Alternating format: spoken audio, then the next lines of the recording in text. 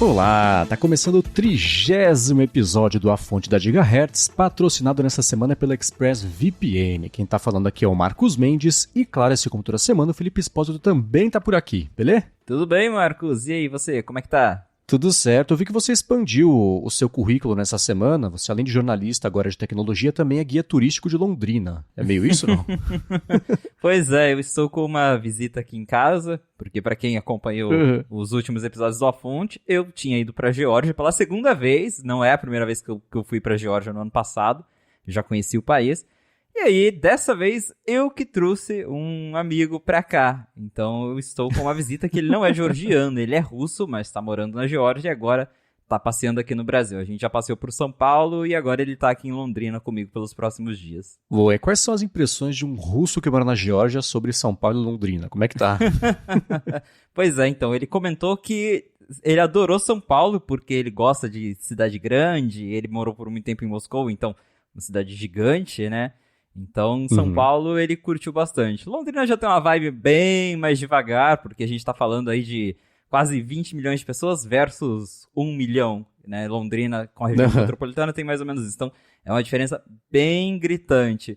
Mas ele tá achando interessante, bastante coisa diferente, assim como eu quando vou pra lá na Geórgia pelo menos, acho tudo super diferente, ele também tá tendo um grande choque cultural aqui. Tem coisas que ele acha legal, tem coisas que ele acha estranho, mas acho que pra ele a principal barreira é que aqui no Brasil a gente não tem essa coisa de falar inglês, né? Aqui é muito difícil ter pessoas que falam inglês e acho que pra ele é a maior dificuldade que ele tem comentado, porque lá na Geórgia mesmo, o idioma deles é o georgiano, eles também falam em russo lá, e mesmo assim o inglês é super bem difundido. Aqui no Brasil já não é tanto assim, então pra um gringo se virar aqui no Brasil, comigo já tá difícil, imagina sozinho, né?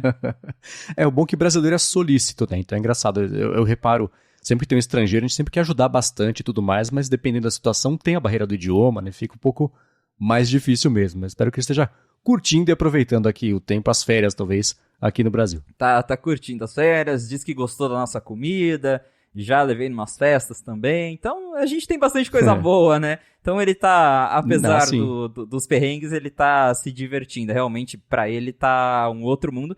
A única coisa não divertida que daí eu tenho que concordar é que esse calor não tá nada agradável, né? Ah, é, né? Nossa, o russo deve estar derretendo numa situação dessa, né? Pois é, saiu, ele tava me contando que na cidade natal dele, eu acho que tá fazendo menos 36 graus lá na Rússia. E aqui ele está no mais 36, então tem uma pequena diferença. Exato. Que loucura. Bom, ele vai sobreviver, tenho certeza. Vou conversar aqui com os assuntos. Na verdade, follow-up em relação à semana passada. A gente falou sobre o seu robô da Xiaomi e tudo mais, né? Que eu vi nos stories que está funcionando, você já me conta sobre isso, mas um follow-up importante que tanto o Rambo quanto também o Bruno Pantaleão lembraram a gente que não tem como instalar, ou colocar, ou configurar o robô no HomeKit, que nenhum robô de aspirador tem compatibilidade com o HomeKit, nem tem essa categoria lá de suporte no HomeKit. Então, o único jeito mesmo para interagir, por exemplo, com a Siri seria ou aquela gambiarra que eu comentei no If This Then That, ou então o suporte nativo aos atalhos da Siri que pintou para quem tem, por exemplo, o Roomba da iRobot, mas como tem sido para você agora que você trocou e está funcionando o dia a dia de uso aí do robô? Agora eu recebi, como eu tinha comentado, tinha dado problema, agora eu recebi um novo, tá funcionando e é bem prático, viu? Agora você, com esse robô que tá funcionando e tudo mais, eu consigo ali, pelo aplicativo, já colocar ele para limpar. Na primeira vez ele faz um mapeamento da casa, porque ele tem sensores, então ele é daqueles robôs que consegue criar um mapa, e aí depois que o mapa tá pronto, você consegue limitar, colocar ele para limpar só um quarto, ou impedir ele de entrar em uma área específica. Isso tudo eu achei bem legal. E o meu, ele é daqueles que, além de aspirar, ele também passa pano. Então, claro que não é aquela super limpeza, mas assim, pra manter ali limpinho no dia a dia, principalmente no meu caso que eu tenho gato, então já ajuda muito. Então, até agora tá valendo a pena a compra. Boa. E tem o lance de você, ele reconhecer os ambientes, quer dizer, ele faz um mapeamento da casa, mas você consegue nomear e separar os ambientes. Essa é a cozinha, esse é o quarto, e falar, por exemplo, aspira só a cozinha, ele sabe do que está falando, Ou não? Eu acho que tem, mas eu ainda preciso explorar mais isso. Mas pelo que eu vi lá no aplicativo, você consegue, Boa. depois que ele faz o mapa inteiro da casa, você consegue desenhar as zonas. Então dá pra você separar, pra daí, por exemplo, colocar limpar só a cozinha. E aí ele vai lá e limpa legal. só aquela área. Então assim, pra quem tá procurando um robô, esse aqui é o Xiaomi Mop 2, se eu não me engano. Esse que é o nome do modelo. Ele tem 1000 variações de modelo, igual o celular Android, né? Mas esse que eu comprei é o Mop 2. E assim, pelo preço dele eu achei bacaninha. Até agora tá sendo bem legal. Boa. E seu gato tá gostando? Deve estar apavorado, né? Não, a minha gata tá apavorada. Ela já não gostava do aspirador normal. Agora desse que fica andando sozinho e vai atrás dela. Então, ela fica olhando de longe assim. Quando ele chega perto, ela já sai correndo. O negócio dela definitivamente não é aspirador. Eu vi que você postou no Story. Era a definição de um ser desconfiado. Achei muito engraçado.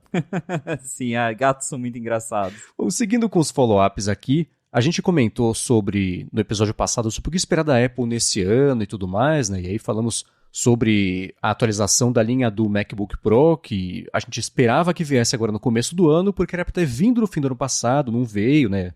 Sabe-se lá por quê, a gente até colocou uma hipótese aqui ou outra, mas parece que mesmo quem tinha esperança de comprar no comecinho desse ano aqui, essa próxima geração do MacBook Pro de 14 e 16 polegadas com M2, vai ter que esperar mais um pouquinho, né? Porque não vai sair tão cedo assim quanto a gente esperava. Pois é, a gente estava comentando que já os rumores lá no ano passado falavam, olha, novos MacBooks Pro em outubro, nada. Em novembro, nada. Começo do ano que vem. Agora já tem gente falando que não vai ser no começo desse ano e que a Apple deve adiar isso para depois. É bem curioso isso, porque antes da transição para o Apple Silicon, quando a gente ainda tinha Macs Intel, a gente sempre tinha esses buracos entre os lançamentos de Mac. Nunca era uma coisa certa como o iPhone, por exemplo, que a gente consegue cravar que todo setembro vai ter um iPhone novo. O Mac sempre foi quando dava, né? Sempre era um problema com a Intel, era problema com o fornecedor não sei o quê, a Intel demorou para entregar os chips, e aí a Apple pulava um ano, às vezes, sem Mac, mais de um ano sem atualizar o Mac. E quando veio o Apple Silicon, a gente tinha essa expectativa de agora, todo ano, vai ter um cronograma certinho, eles vão lançar sempre. No começo até acho que eles tentaram, né? O MacBook Air já tá no M2. Só que agora parece que a Apple de novo tá se enrolando e dessa vez não dá para botar a culpa na Intel. Mas claro que tá rolando todo esse problema de fornecimento que a gente já acompanhou, falta de peças, os problemas com as fábricas na China, então muita coisa influenciando, mas é bem complicado para a Apple porque era um momento em que estava todo mundo esperando que agora a gente finalmente ia ter uma atualização mais frequente dos Macs, e na prática não está sendo assim por vários fatores externos. Então, segundo essa última reportagem do DigiTimes, que saiu nos últimos dias, a Apple não deve lançar esses novos MacBook Pro com chip M2 Pro e Max no comecinho desse ano. Pode ser que talvez eles venham lá para a WWDC, a Apple lançou, né, o novo MacBook Air durante a WWDC ano passado, então não é impossível de que esses novos Macs venham no evento, embora seja um evento focado ali para software. MacBook Pro é uma máquina que muitos desenvolvedores usam, então também faz sentido ser revelado aí nesse evento, ou até mesmo só lá para o final do ano, que é complicado para quem já está ansioso para comprar esses novos modelos. Eu mesmo até cogitei comprar um MacBook Pro, mas aí eu, claro, quero esperar a nova geração.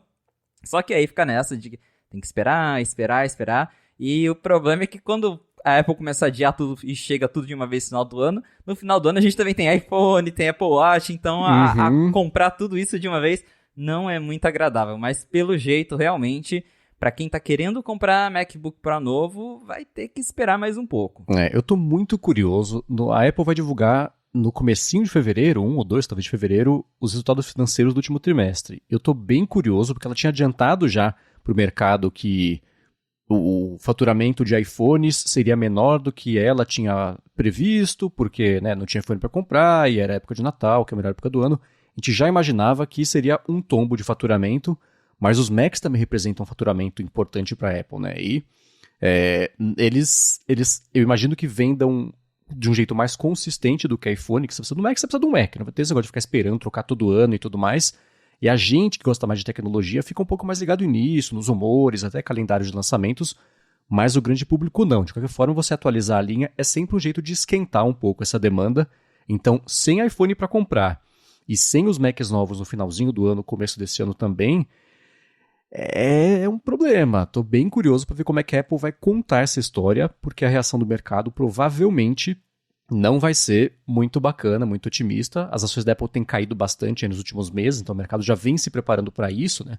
Então o preço dela já reflete essa expectativa de um faturamento mais baixo, mas somando o negócio dos iPhones com os Macs também, eu imagino que não é difícil aí que as ações caiam bastante depois também da divulgação, mesmo com essa queda grande que a gente vê nos últimos, 2, 3 meses. Né? Exatamente. As ações, eu estou olhando aqui agora no gráfico do aplicativo da Apple mesmo, se a gente comparar o período de um ano, as ações já caíram mais de 22%. É uma queda bem grande, então já mostra aí que os impactos negativos estão vindo. A gente está vendo esse reflexo aí da redução nas vendas, como eu falei, vários fatores externos, falta de componentes e tudo mais, atrasou o lançamento, então tudo isso vem afetando sim a Apple, tanto que a Apple estava ali batendo, né, na casa dos 3 trilhões e agora caiu, já está em 2,1 trilhões de valor de mercado, ainda é muita coisa, mas já perdeu um valor significativo aí nesses últimos meses por conta de todos esses problemas e com certeza não teremos boas notícias nesse próximo informe de rendimento, né? Informe dos relatórios fiscais da empresa que ela deve divulgar aí do trimestre.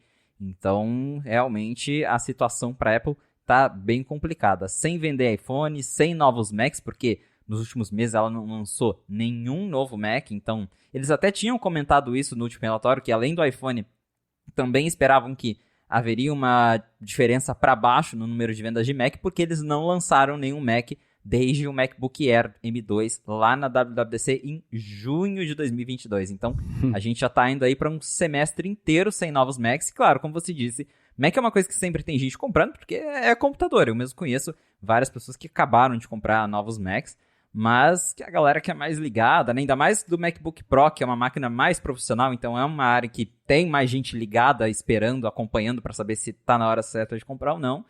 Essa galera tá esperando e com certeza isso vai ter um impacto negativo nas vendas. Agora vamos ver se a gente ainda tem, por exemplo, os rumores do Mac Pro com Apple Silicon. Vamos ver se esses aí vão aparecer no começo do ano ou se a Apple vai, mais uma vez, empurrar esses Macs para depois. Pois é, né? Agora, uma outra coisa também que pintou, depois que a gente comentou aqui sobre o futuro e tudo mais, a gente falou sobre os AirPods, e o Ming-Chi Kuo apareceu com um dos relatórios dele comentando que a gente deve ter, sim, novos AirPods nesse ano, um produto que não existe ainda de certa forma, e o outro desmentindo a gente aqui, contrariando aqui as nossas impressões, e falando de uma versão nova aí dos AirPods Max, né? Pois é, a gente até comentou no último episódio, então esse último relatório do Ming-Chi Kuo, ele basicamente corrobora o que o analista Jeff Poole disse alguns dias atrás, que a Apple está trabalhando em AirPods Lite. A gente não tem nenhum detalhe do que são esses AirPods Lite, mas tanto segundo o Jeff Poole e o Ming-Chi Kuo, são AirPods mais baratos para a Apple conseguir competir ainda mais com fones de ouvido sem fio de entrada. Então esses AirPods Lite teriam o preço aí lá fora de $99. Atualmente a Apple ela vende os AirPods 2, aqueles lançados lá atrás, por $129 e os AirPods 3 começam em $169. Então teria uma diferença grande de preço aí. A gente não sabe, por exemplo, se esses AirPods Lite vão ser baseados nos AirPods 2 e eles vão cortar o preço e adicionar alguma coisa nova, ou tirar alguma coisa para deixar ele mais barato, ou se ela simplesmente vai manter os AirPods 2 lá na linha e vai cortar o preço dele. Então tem muita coisa que pode acontecer, mas tudo indica que a Apple está se movimentando ali para produzir AirPods mais baratos. Agora a surpresa fica realmente pelos AirPods Max, porque a gente chegou a brincar que ele está meio esquecido no churrasco, e agora o Ming-Chi Kuo disse que parece que a Apple está sim planejando uma nova versão, embora também não tenha nenhum detalhe do que vai mudar nessa nova geração, que eu também imagino que não tem muita coisa para mudar, como eu comentei também no último episódio, acho que o que eles podem fazer é colocar o novo chip H2, que vai ter aquela melhoria no áudio espacial, no cancelamento de ruído, mas, e claro, eu espero que tenha um case novo, porque esse sutiã da Apple pra guardar esses AirPods é a pior coisa que eles já fizeram. O sutiã pra mim não dá. Então, mas de resto, em hardware, acho que não vai ter tantas mudanças assim, até por isso não temos muitos detalhes do que exatamente vai mudar. Mas tá aí, pra quem ainda acredita nos AirPods Max, parece que a Apple vai tentar, mais uma vez, ver se a galera compra, vai tentar lançar aí uma nova geração. Porém, o relato do Mintico diz que os novos AirPods Max só devem ser lançados no final de 2024 ou começo de 2025. Então, ainda tem bastante tempo, acho que a gente ainda vai ficar com esses AirPods Max aí dessa geração disponíveis por mais um bom tempo. Até porque pode ser o caso da Apple ainda estar estudando a viabilidade de se vale a pena ou não lançar os AirPods Max, uma nova geração dos AirPods Max. Agora, sobre os AirPods Lite, realmente, para já ser o segundo analista comentando sobre isso, tá rolando uma movimentação lá dentro da Apple para tentar impulsionar ainda mais AirPods mais baratinhos. A única coisa que me faz acreditar nesse rumor de AirPods a $99, os AirPods Lite, né, $99, é o fato de que o HomePod Mini também é um dos poucos produtos da Apple que você consegue pagar com 2 dígitos nos Estados Unidos, né? Então, ela resolveu combater em preço nesse mercado, que é uma coisa que ela geralmente não faz, e se ela for mesmo lançar os fones de ouvido a $99, quer dizer que machuca muito as vendas, imagino que não só dela, mas de todo o resto do mercado também, esses fones de ouvido Bluetooth mais baratinhos, que não tem 1/3 das funcionalidades que os outros fones têm, mas mostra que o grande público mesmo não liga para as funcionalidades todas de integração e não sei o que lá. A pessoa quer comprar um negócio, botar no vídeo e funcionar. Né? Então, especialmente para quem é mais sensível a preço, que é a maioria da humanidade, né? As pessoas abrem mão de ter esses açúcares, que eu falo geralmente de experiência, só quer ter o negócio funcionando. Então, se ela lançar mesmo aí a $99, vai, para mim, indicativo de que esse mercado de fones de ouvido, que não são cópias, alguns são, claro, cópias exatas aí dos fones da Apple, tem cópia dos fones da Samsung e do Google também, por aí vai, mas de qualquer forma, os bagulhinhos de botar na orelha baratinho. Esse é o mercado que é bem grande e que a Apple deve ir atrás. Para os AirPods Max, eu imagino que das duas uma, ou o design mesmo ainda esteja sendo finalizado, porque eu fico imaginando que a Apple não quer que nenhum produto dela seja incompatível com qualquer outro produto. Então, se você for comprar, por exemplo, o headset, dependendo se o headset for mesmo como indicam os rumores todos, é meio complicado, talvez, não tendo visto o headset, óbvio, mas vendo os renders e os vazamentos que pintaram ao longo dos últimos anos aí, o headset mais os AirPods Max fica meio ocupado ali na cabeça do caboclo, né? Então, imagino que qualquer ajuste de design que seja feito nos AirPods Max seja já com o headset imersivo aí em mente. Então, o fato de que não vazou nada sobre design pode indicar simplesmente que está muito longe ainda para isso ter acontecido e que a gente deve começar a ver isso aí, provavelmente depois do lançamento do headset. A galera vai se voltar aí. Atenções de rumores voltadas para outras coisas, mas ainda mais o fato de lançar, provavelmente, né, fim do ano que vem, talvez lá para 2025, imagino que tem aí um motivo também, porque essa linha está parada há tempo suficiente para já fazer sentido ter lançado um novo. Se não lançou, tem motivo para não ter lançado. Né? Então, vamos ver o que rola. Fico empolgado com esse rumor dos AirPods Lite, não consigo imaginar, a não ser que ela substitua os AirPods normais, os AirPods sem complemento, pela linha Lite. Você tem essa AirPods Lite e AirPods Pro. O que viria, né, o que não viria nesse Lite? Porque o normal ele já é, eu não diria capado, mas ele já não tem o cancelamento ativo, não tem essas coisas todas. Então, como deixá-lo mais barato? Que recurso você tira, né? Que ele já funciona meio no básico ali, o modelo básico que existe hoje em dia, né? Pois é, isso se a gente nem considerar o de terceira geração, que ainda é um pouquinho mais avançado, mas tem o 2 ali, que realmente os AirPods 2 são basicamente EarPods sem fio. Porque a qualidade pra mim é a mesma, não tem cancelamento de ruído, tem nada. Então, pra você, né, cortar ainda mais custo, claro que a Apple, como você comentou, se ela quiser ser agressiva para competir em preço, aí ela consegue, mas pensando assim no que ela cortaria, é até difícil pensar. Talvez eles reusem os chips mais antigos, ao invés de colocar o novo H2 que chegou agora nos AirPods Pro, para tentar baixar o preço. Talvez ele perca em bateria, talvez o case não seja tão avançado, né? Tem algumas coisas assim. Tanto que, por exemplo, os AirPods 3, eles lançaram uma versão $10 mais barato que não tem o carregamento por indução, que é só Lightning. Então é o tipo de besteirinha que parece que a Apple tiraria para tentar cortar um pouco o preço. Porque em qualidade, realmente, acho que seria daí complicado tirar ainda mais do que a gente já não tem nos AirPods de entrada, mas ao mesmo tempo também isso que você falou é bem verdade. Existe um grande público que só quer comprar um fone qualquer e colocar no ouvido e escutar música, que não está preocupado com o cancelamento, que não está preocupado com a qualidade, com o áudio espacial, com todas essas coisas. Então, acho que tem um público que aceitaria pagar mais barato por um AirPods original que funciona ali minimamente bem, que talvez conecta na hora e tudo mais, mas que não tem todas essas firulinhas de áudio espacial e rastreamento, igual AirTag e tudo mais.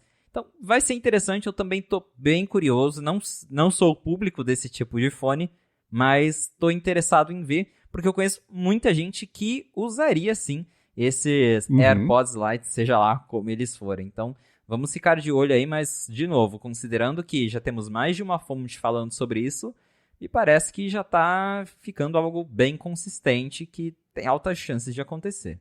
Ia ser muito engraçado ela lançar os AirPods originais como AirPods Lite, né? Porque aí sim, mesmo ela vendendo $99, o lucro ia ser pelo menos o dobro ali, porque ficou tudo muito barato para ela fazer ao longo desse tempo todo, né? Então vamos ver o que vai acontecer. Agora, seguindo mais ou menos com o follow-up aqui, eu queria trazer um dado interessante. A gente falou tanto sobre o interesse da Apple por jogos da NFL e por quê e tudo mais, quanto isso valeria para ela, e a parte de esportes, na verdade, em geral, e pintou um dado que para o público americano, dos 100 maiores eventos esportivos televisivos transmitidos por lá, 82 no ano passado foram jogos da NFL. Então esse é mesmo, ainda aqui para o mercado americano, um mercado gigantesco, né? Então, se você ter os 100 eventos, 82 serem de uma coisa, faz muito sentido todo mundo estar atrás dessa coisa, para poder, enfim, né, vender espaço para anunciar e tudo mais, e construir a marca em cima disso também.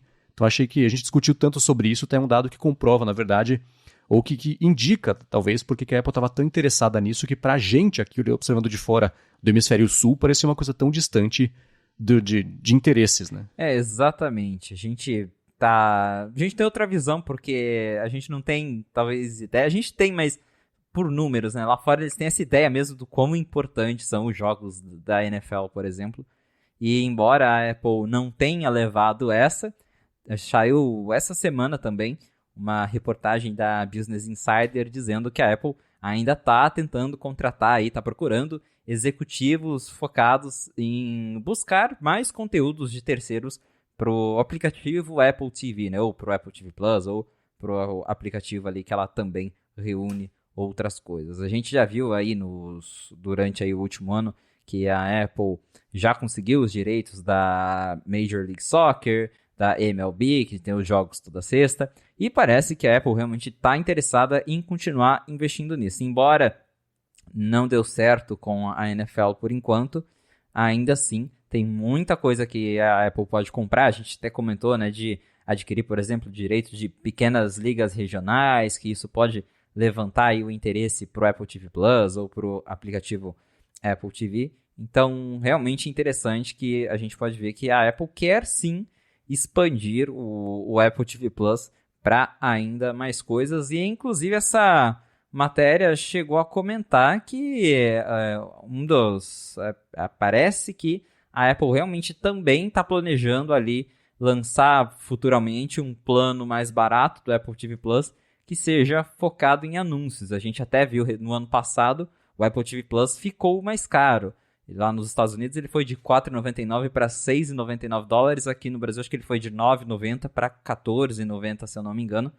E isso, né, com certeza tem um impacto, por mais que o valor ainda seja baixo. E a gente está vendo que Disney, Netflix, está todo mundo seguindo esse caminho de lançar plano mais barato com anúncio.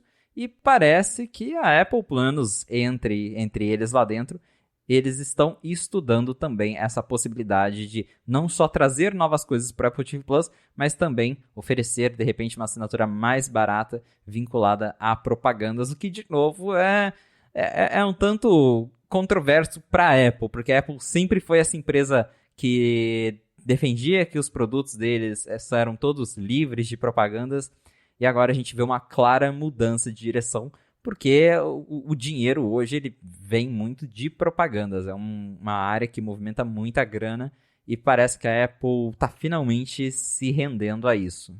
Isso tudo vai mudar muito esse ano, porque tá uma dança das cadeiras danada para essa parte da operação da Apple, né? Tem o Peter Stern, que era o cara que liderou a parte de marketing do Apple TV Plus, Apple News, o pacotão de serviços, Apple One e tudo mais. App Store também era um pouco ali com ele. Ele pediu demissão, ele foi embora da Apple, ele vai ser acho que no começo do mês que vem. É uma coisa assim, não tem ainda uma pessoa certa para substituir, estão lá com uns papos de que pode ser ou o Oliver Schuster ou um outro executivo, que é bem colado também com o Ed Kill. Saiu nessa semana aquele press release da Apple citando o Ed Kill no título, né, para falar sobre serviços também e tudo mais. Então, foi-se o tempo mesmo que você compra o produto para você não ser o produto e você paga caro. Não, hoje todo mundo compra o produto e ainda é o produto para fazer essas coisas. A Apple é sim uma empresa que vai cada vez mais viver de serviços e de anúncios, e essa é a nova realidade, né? Então não tem muito como fugir disso. A parte de esporte também, eles estão querendo fechar acordos acho que com a Premier League lá do Reino Unido, então a gente vai ver mais acordos disso aí. E a gente mais interessado em entretenimento e tecnologia não prestava tanta atenção assim para a parte de esporte, mas cada vez mais fica óbvio o quão importante é para a estratégia global da Apple ser o lugar da galera ir assistir esportes, porque você consegue construir a familiaridade de marca e consolidar sua marca na cabeça da pessoa em torno disso, né? Então é uma grande isca aí que a Apple está vendo nesses acordos todos de esporte para fazer, e ela vai continuar fazendo, sem dúvida alguma, né? Com certeza, a gente tem que ficar de olho nisso, porque todas as empresas, como a gente vem comentando nos últimos episódios do Off-Fund, não é só a Apple, mas Google, Amazon, elas estão todas de olho em esporte. Acho que até agora só a Netflix que está mais afastada disso, e ainda assim tem os boatos também que eles têm estudado investir mais em esporte, porque é algo que quase todo mundo assiste. Sempre tem alguém interessado em algum tipo de esporte, então, e ainda mais nesses casos, como por exemplo da NFL, que a gente estava comentando, tem muita gente que para assistir esses eventos. Não é à toa que, por exemplo, a Apple o Apple Music vai ser o patrocinador do show do Super Bowl, porque é algo que movimenta muita gente, muito dinheiro.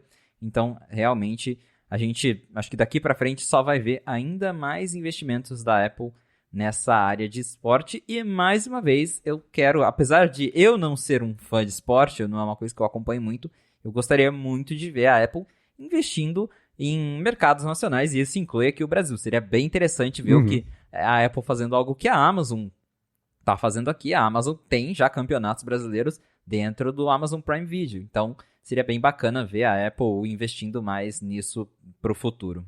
Sem dúvida. E só um complemento também sobre o Apple TV Plus. Na semana passada, domingo passado, na verdade, teve o Globo de Ouro e como é que chama? Paul Walter Hauser ganhou o Globo de Ouro de melhor ator coadjuvante pela série Blackbird, né? Que é a série lá com o ator também que fez o Elton John, lá na biografia do Elton John. Tem o Ray Liotta também, né? Que, enfim, faleceu pouco tempo depois. E esse ator, ele tinha caído no meu radar há um tempo depois que eu vi aquele Richard Jewell, que ele faz o ator principal desse filme. Logo depois também ele apareceu em aquele Black Klansman, que acho que chama Infiltrado na Clã, em português. Ele é um cara que ele interpreta sempre o mesmo papel, né? É um papel bem estereotipado, que eu não vou nem falar aqui o tipo de estereótipo, porque eu sei que eu posso até acabar ofendendo alguém. Então, ele sempre interpreta mesmo o tipo de papel, e ele ganhou o Globo de Ouro por conta desse papel que ele interpreta lá na série. Você chegou a assistir Blackbird ou ainda não? Eu ainda não assisti, mas tem muita gente falando bem. E não foi só o Globo de Ouro, porque saiu agora à noite também o Critics' Choice Awards, e o Paul Walter também levou Best legal. Supporting Actor. Divulgou agora há pouco, acho que tô vendo aqui no perfil do Apple TV Plus, eles divulgaram, ele também levou aí o prêmio de Best Supporting Actor por conta de Blackbird. Então, de novo, a gente vê que o Apple TV Plus está se consolidando como uma plataforma de conteúdos premiados e que isso certamente agrega bastante, porque chama atenção, quem não conhece a plataforma fica curiosa, aí acaba assinando e assistindo outras coisas. Então é bem bacana ver que o Apple TV Plus, que começou lá com 10 séries só no catálogo e que a gente falava, onde é que vai dar isso? Agora a gente vê que os resultados estão vindo. Pois é. Quem não viu, eu vi 2 episódios por enquanto. Eu vi hoje, na verdade, 2 episódios do Blackbird. Hoje é domingo, a gente tá gravando hoje um dia antes, domingo à noite aqui, e bem bacana. Quero terminar de gravar pra ver o resto agora. Recomendo a série. Muito bem, agora a gente vai trazer os assuntos do que pintou na última semana, que não são follow-ups aqui em relação à semana passada, mas antes disso, tirar um minutinho aqui do episódio para agradecer a ExpressVPN, que está mais uma vez patrocinando aqui A Fonte. Se você assina, aliás, assinando pelo link exclusivo aqui que eles fizeram pra gente, você tem desconto para usar a ExpressVPN e isso te dá grandes vantagens que são, primeiro, você tem uma conexão segura, criptografada, especialmente então, se você se conecta em Wi-Fi públicos, Wi-Fi que não são o seu, né? Se você é no Wi-Fi do shopping, do hotel, de uma loja, de um restaurante, do Airbnb, do avião, sei lá, você está sujeito aos seus dados serem coletados para poder usar para publicidade direcionada, compartilhados com terceiros, vai saber o que acontece com seus dados. Então, com a ExpressVPN, isso não acontece porque eles passam a ser criptografados de ponta a ponta, o que quer dizer que nem quem está oferecendo ali a conexão consegue ver o que você está fazendo, quais aplicativos você está usando, os sites que você está entrando e tudo mais. E a segunda grande vantagem é que se você assinar a ExpressVPN, você pode se conectar a servidores de outros países e com isso a sua conexão vai estar vindo de outros países, você consegue entrar em streamings tipo HBO Max, por exemplo, que eu faço, eu uso assim, e se conecta ao catálogo do país que você quiser, do país, por exemplo, vai conectar para os Estados Unidos, vê o catálogo americano, se conectar para a Coreia do Sul, vê o catálogo sul-coreano. Isso não só para o HBO Max, mas para outros também serviços de streaming, e o mais legal de tudo, como eu disse, é que se você assinar pelo link expressvpn.com/afonte, você ganha 3 meses na assinatura do plano anual, além de você ter 30 dias também para experimentar sem colocar a mão no bolso, ver se é para você, garantir que eles não vão, por exemplo, oferecer uma velocidade piorada, não oferece, a velocidade deles é bacana, você consegue rodar ele no seu iPhone, no seu iPad, no seu Mac, coloca no roteador, que é a sua casa inteira, tudo conectado pela sua casa, passa a ser seguro ali, criptografado. Então, mais uma vez, acessa lá, expressvpn.com/afonte para ver como funciona, e aí para assinar o plano anual, são 3 meses de graça, além dos 30 dias também de graça para experimentar. Muito obrigado, ExpressVPN, pelo patrocínio mais uma vez aqui do A Fonte e pelo apoio também a toda a Gigahertz. Valeu, ExpressVPN. Agora, vamos lá. Nessa última semana, pintaram diversas notícias de um anúncio que a Apple tinha feito no ano passado, eu acredito, de que eles iriam, finalmente, depois de um longo inverno, lançar os aplicativos atualizados, aposentar o iTunes para Windows e lançar os aplicativos atualizados para Windows, assim como tem, a gente conhece já hoje, no macOS, e pintaram aí, eu acho que você teve acesso, na verdade, a como seriam o Apple Music e Apple TV, e além, claro, da novidade de ver o layout disso rolando no Windows, fuçando por baixo do capô, você achou coisas bem interessantes por lá também, né? Exatamente. Então, no finalzinho do ano passado, quem anunciou, na verdade, foi a Microsoft. Teve um evento da Microsoft e eles, junto com a Apple, claro, anunciaram que finalmente os usuários de Windows vão ganhar os apps dedicados do Apple Music e do Apple TV Plus. Porque quando a Apple lançou, depois de lançar o Apple TV Plus e tudo mais, ela separou o iTunes, ela descontinuou o iTunes no macOS e criou ali o aplicativo do Apple Music e o aplicativo Apple TV.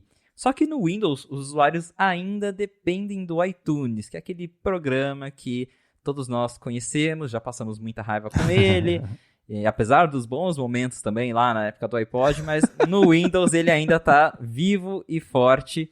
Só que, claro, eles nunca mais atualizaram o iTunes com nada de novo, então a galera que usa Apple Music no Windows tem uma experiência terrível, porque ele não tem as letras em tempo real, ele não tem nada, não dá nem pra, acho que ouvir música em lossless no iTunes, então tá bem defasado e certamente não é uma boa experiência para uma empresa que está tentando expandir seus serviços. Então agora, a gente reportou aí com uns 2 dias de antecedência, mostramos uma primeira olhada ali nesses aplicativos, e agora eles estão disponíveis como beta já na loja, na Microsoft Store, para quem tem Windows 11. Então, na verdade, são 3 aplicativos.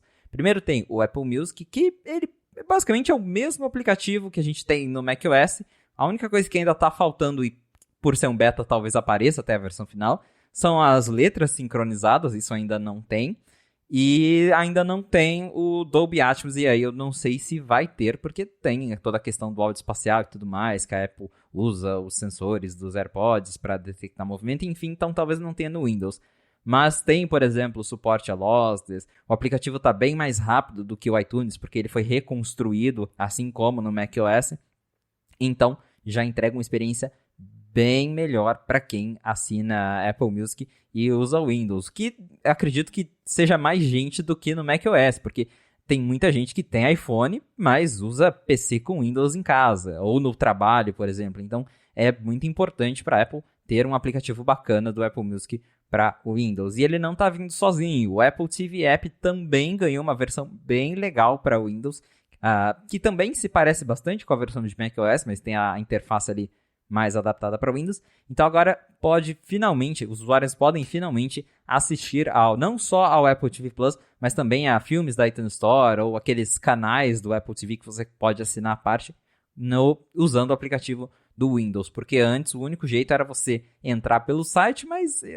2023 você tem que abrir site para assistir streaming. Não é a melhor experiência do mundo. E, por exemplo, acho que não suportava nem 4K pelo site. Agora dá para assistir em 4K com HDR no aplicativo do Windows. Claro que o computador precisa suportar, mas também já é uma experiência bem melhor. Esses aplicativos ainda são beta, como eu falei, a própria Apple avisa quando você instala eles que algumas coisas podem não funcionar. Eles são, até tá no nome deles, por exemplo, Apple TV Preview, Apple Music Preview. E um terceiro aplicativo que ela está lançando, que esse é só para Windows, se chama Apple Devices, porque atualmente o iTunes ele também é o responsável por sincronizar os dispositivos iOS no Windows. Embora eu pelo menos, eu nunca ligo o meu iPhone no computador para sincronizar, acho que faz pelo menos uns quase 10 anos que eu não faço isso. Porque lá no comecinho, quando você comprava um novo iPhone, a primeira coisa que aparecia era o símbolo do iTunes, você nem conseguia usar se você não ligasse o computador. Agora a gente não precisa mais disso, tem iCloud, tem nuvem, você faz a configuração direto no celular. Mas se você quer fazer backup no computador, se você precisar restaurar o iOS por conta de um problema, você ainda precisa de um Mac, e aí você faz isso direto no Finder, ou com o iTunes no Windows. E como a Apple tá matando o iTunes no Windows, ela lançou um aplicativo chamado Apple Devices, que faz só essa parte de sincronização e backup para quem tem iPhone, iPad e usa PC com Windows. Então, tá bem legal os aplicativos, mesmo em beta, eles já funcionam bem, tem suporte ao modo escuro. Mas o interessante sobre esse Apple Devices é que nos códigos do aplicativo tem menções a XR OS e Reality OS, que são os nomes cogitados para o sistema operacional do headset de realidade mista da Apple. A gente já até comentou sobre esses dois nomes lá no 95Mac mesmo. Levantamos a hipótese de serem duas coisas diferentes ou que a Apple está considerando qual vai ser o nome porque ainda não está definido. Mas é bem interessante notar que os dois nomes estão nos códigos do aplicativo Apple Devices, o que faz sentido pensando que esse aplicativo ele é usado para, por exemplo, restaurar o iPhone, o iPad, até o HomePod Mini ele pode ser restaurado no Finder e a mesma coisa com o iTunes do Windows.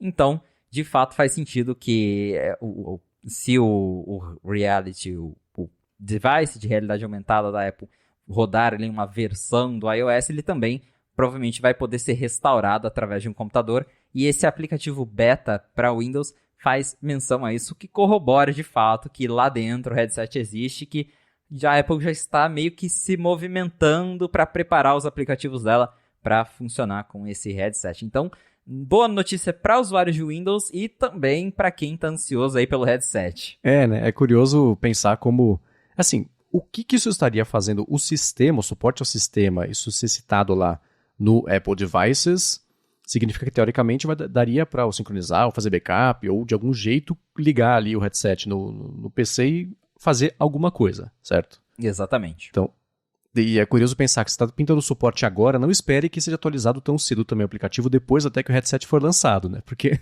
a gente sabe que atualizar os aplicativos para Windows não é exatamente aí uma prioridade na lista de prioridades da Apple. Mas eu fiquei bem surpreso de ver o suporte já a isso, que indica, claro, que isso pode estar ou mais próximo do que se pensava, pelo menos de um anúncio, ou esse suporte já está para ser testado, ou não o suporte direto, mas testar o resto do aplicativo, ver se o suporte ao headset gera algum bug aí por efeito colateral, assincronia e backup e coisa assim dos outros dispositivos. Isso, claro, pode acontecer. Então, eu fiquei surpreso de ver isso já pintando aí direto nesse Apple Devices, e também o lance dos dois, né? Tanto o XROS quanto o RealityOS, né? Coexistindo mesmo, como era a especulação de que isso poderia acontecer. Né? Exato, porque tinha aquela coisa de algumas pessoas falando, não, vai ser XROS, outras falando, vai ser RealityOS. E tem a hipótese de ser as duas coisas para funções diferentes. Uma plataforma pode ter o nome RealityOS, outra pode ter o nome XROS. E os dois nomes aparecerem junto no código corrobora essa ideia de que são coisas distintas que coexistem. Porque acho que a essa altura a Apple já teria escolhido, porque os rumores dizem que o headset está chegando aí já no primeiro semestre desse ano, pelo menos um anúncio. Uhum. Então, acredito que a essa altura a Apple já tenha escolhido os nomes de marketing que ela vai colocar no headset, no sistema, nos aplicativos. Então, para ter esses dois nomes mencionados no código é porque realmente acho que eles vão coexistir. E é bem interessante mesmo ter essa menção logo no aplicativo do Windows, que acho que deve ter escapado, porque, primeiro, é um aplicativo beta, que provavelmente a versão oficial desse app deve sair só daqui a alguns meses, para ele ser lançado agora como um preview, e aí deve ter escapado, aí alguém esqueceu de apagar lá no código e ficou a menção, mas indica que realmente acho que esse ano é o ano do headset e que a Apple está aí se preparando. A gente não tem nenhuma menção como essa, por exemplo, ainda nos códigos das versões públicas do macOS e do iOS disponíveis atualmente, o que provavelmente indica que talvez essas menções, tudo isso, esteja sendo preparado para a próxima versão do macOS e do iOS, que é a que vai sair em junho na WWDC, que talvez seja quando eles também vão lançar a versão oficial desse Apple Devices, e por isso que o beta já tem menção e no macOS a gente ainda não tem nada. Faz total sentido. Pois é. Mas é isso aí, a gente agora tem mais um pouquinho de lenha na fogueira para mostrar que o headset está vindo. É isso aí. Agora, uma outra coisa também que era um rumor antigo, na verdade, assim, observando o caminho que o iPhone veio tomando nos últimos anos, parecia meio inevitável, mas pintou o rumor de que neste ano, a partir deste ano, tanto os botões de volume, né, para cima e para baixo, quanto o botão liga e desliga ali, então nas laterais do iPhone, não vão ser partes móveis, não vão ser apertáveis e clicáveis de verdade, mas sim uma coisa mais áptica, como é, por exemplo, ali na hastezinha dos AirPods Pro, ou então o próprio feedback, como era o botão Home antes, né, no iPhone, que na verdade ele tinha deixado de ser móvel há muito tempo, era o motorzinho áptico que dava o feedback pra gente, o próprio trackpad do Mac também atualmente faz isso também. Então a especulação, o rumor é de que a partir desse ano, já nos próximos iPhones, não teremos mais essas partes móveis também. Isso é uma coisa que faz sentido pra você, ou parece ser meio cedo demais, meio inesperado demais para pintar o rumor que já é para esse ano? Como é que você recebeu esse rumor? Eu tô bem intrigado porque, embora tenha o lado positivo de que se o botão não é físico, se não tem uma peça móvel, tem menos chance de estragar. A gente viu isso com o Home Button, porque antigamente tinha muito usuário de iPhone que tinha até medo de usar o botão, que usava aquele negócio horrível na tela do Assistive Touch para não ter que ficar clicando no botão para ele não estragar. E com o botão virtual, entre aspas, que simula ali um clique, você deixa de ter o botão que estraga. Só que ao mesmo tempo, esses botões do iPhone, eles são úteis não só para você mudar o volume, para tirar um screenshot, mas também para reiniciar o celular quando ele trava.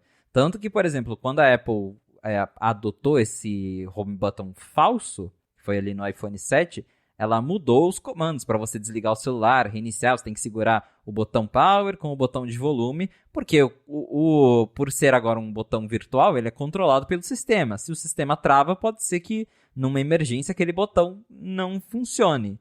Então a minha preocupação é essa, imagina você ter todos os botões do iPhone virtuais, o celular trava e aí você não consegue reiniciar. Claro que num cenário ideal a Apple também espera que o celular não trave, mas problemas acontecem. Então essa é a minha única preocupação, mas do lado de, pensando aí nos defeitos, vai diminuir ainda mais as chances de você ter um problema no botão e ao mesmo tempo acho que ajuda a aumentar a resistência à água, porque daí também é menos uma peça, é menos um buraquinho, então o celular ele fica mais resistente e fica mais durável. Mas faz bastante sentido, porque como você comentou, é algo que desde o iPhone 7 a Apple já vem, desde os MacBooks lá de 2015 na verdade, né, já vem testando essa ideia de substituir peças móveis por partes fixas que você depois simula o clique, simula a interação através de vibrações curtinhas específicas, e isso funciona muito bem. Eu mesmo, toda vez que eu uso um trackpad de MacBook, pra mim é bizarro lembrar que ali não tem uma peça móvel. Quando o Mac tá desligado, que você aperta, que você sente que não afunda, é muito esquisito.